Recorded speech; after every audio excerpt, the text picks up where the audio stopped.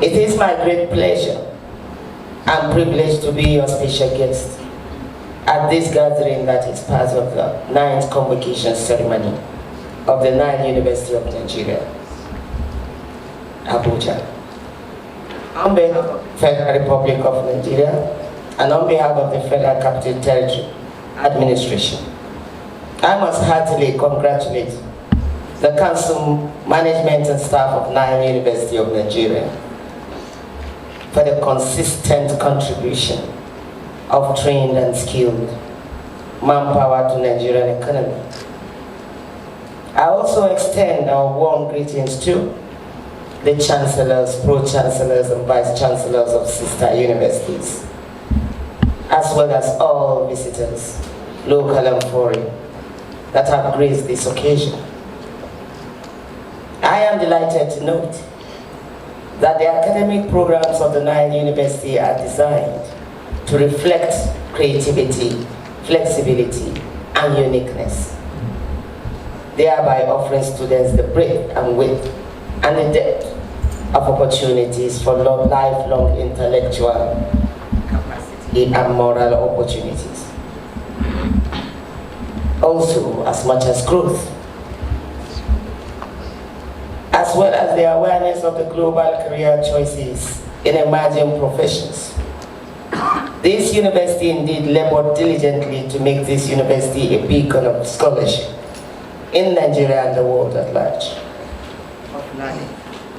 I sincerely thank all that have brought this credit to the university, and I fervently pray that the students continue to follow in their footsteps as they pass through the university.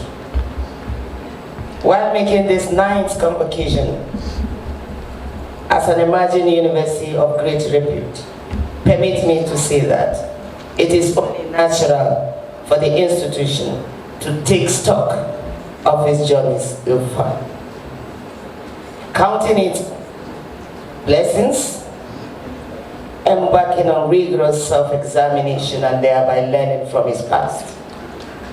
I will leave these areas to other speakers to dwell upon as appropriate, but I crave your indulgence to use this medium to appeal to the planners in the education and labor and employment sectors to recognize that Nigeria is long overdue for the functional labor market information system. Such a system should guide the nation to the current and future labor and skill requirements of the country, and should therefore be at the heart of determination of the education programs and curricula, and should be offered at all institutions. The distinguished guests, permit me to also charge these latest Nile University graduates resolved to serve our beloved nation diligently wherever they find themselves. Just to borrow a leaf from the last speaker, particularly I found it important and of note that he mentioned and reiterated that youth must abandon the posture of intellectual arrogance. It is clear, it's a very sound message. Of what use is a certificate if it remains only in our briefcases and at the corridors of the offices, looking for white-collar jobs where we can actually bold up and step up to be providers of labor ourselves, if the certificates will translate definitely into action. Beyond what it is, the offers of the first-class degrees, the second-class, or the cadres we were able to acquire. The certificates should be in the intent. The intent is being certificated holistically.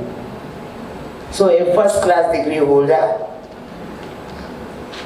for instance, in science and technology, and you do not move out of your shell, you do not want to experiment, you do not want to get together to see what you have learned, put it into practice, then and only then will you be able to be a gainful employer of labor. Because you will be able to transfer the skills acquired. You will be able to translate what is being read by postulated theories into practical. Beyond conviction, you will be able to upgrade the quality of the younger generation in school. That beyond certificate, we can do a lot. We have seen graduates within this country. Some specialize in different fields, but today, during the COVID-19 lockdown, became gainful employers of labor, where they moved into looking at how they could replicate the most sought after ventilators we were looking for during the lockdown. Some of them actually produced respirators, ventilators,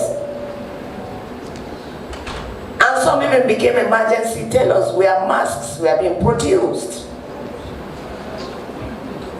To me, that is the capacity in intellectuality. It is not the first degree. What do we lock down our doors to do as academics in terms of needs and emergencies? Beyond money, beyond the position, beyond what the world calls us, what can we give back?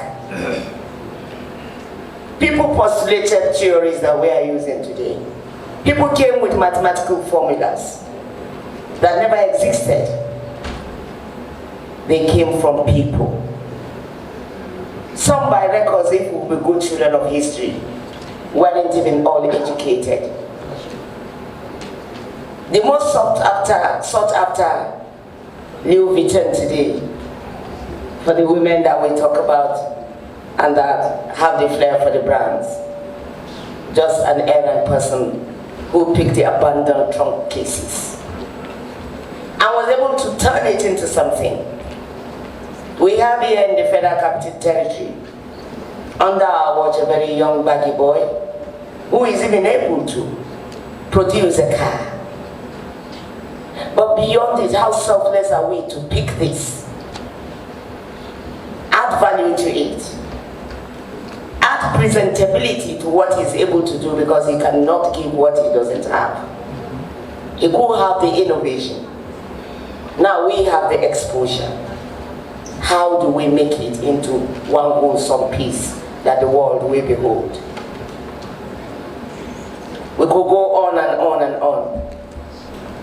But I want to stand here humbly to tell us that posterity might never forgive us if we do not give back wholesomely to the society and to the younger generation a culture of humility and selfless service, a culture of learning, the quest to learn more,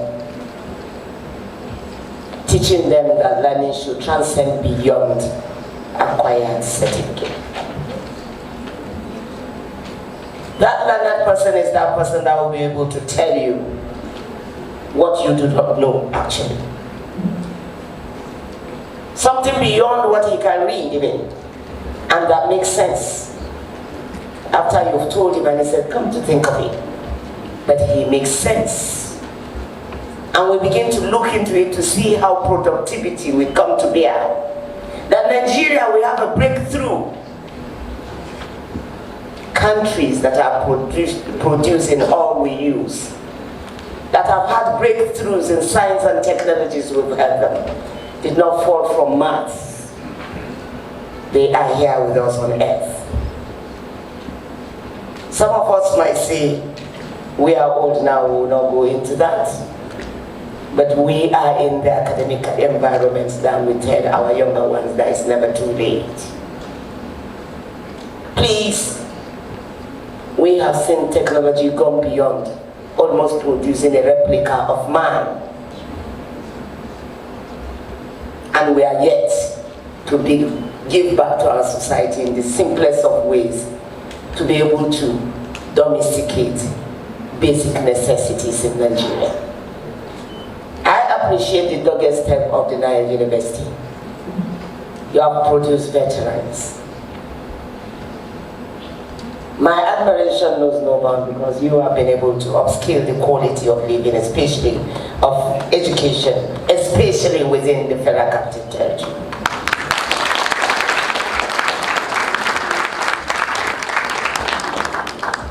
I am not a believer in taking my children to private schools. I like them to feel the impact, to go through the government school, because there's a lot you learn by association.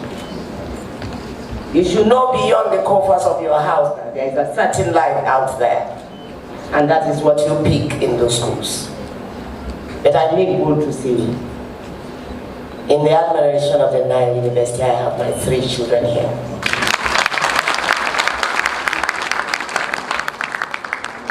I refuse to own up because I like them to be treated just like any other child, and I don't come to associate physically. But we must seek knowledge. We must keep acquiring knowledge. That even Islamically it is referred to as Iqra. We read. In whatever way we acquire knowledge, no knowledge is lost. Parents and guardians as well, as your lecturers and other university staff here, please, I urge us to selflessly give back to the society and humanity. One more word here to our great graduates, to set the tone for our guest speakers. Do bear in mind that the unity and stability of this great country is far more important than any ethnic and religious inclination of an individual. And that the greatness of a man depends on his heart, not on his education or wealth. You must also strive for exemplifying the best of humanity while working to leave positive impacts in our communities and the nation at large. Ladies and gentlemen, I have no doubt in the ability of our guest speaker, Professor Isa Hayatu Chiroba, the Director General Council of Legal Education. And he did justice to what he was to speak to the theme: inventiveness, advancement, and entrepreneurship. Harnessing the limitless possibilities among Nigerians youths. I urge you all to listen attentively. This should have come before his lecture. But I feel it is to let go because it is imperative to leave this war behind. And I was impressed that without telling you, we listened attentively. Particularly, I picked from his lecture. We are grateful today. Once more, I say heartily, congratulations to all graduates. I wish you all continued success. Thank you.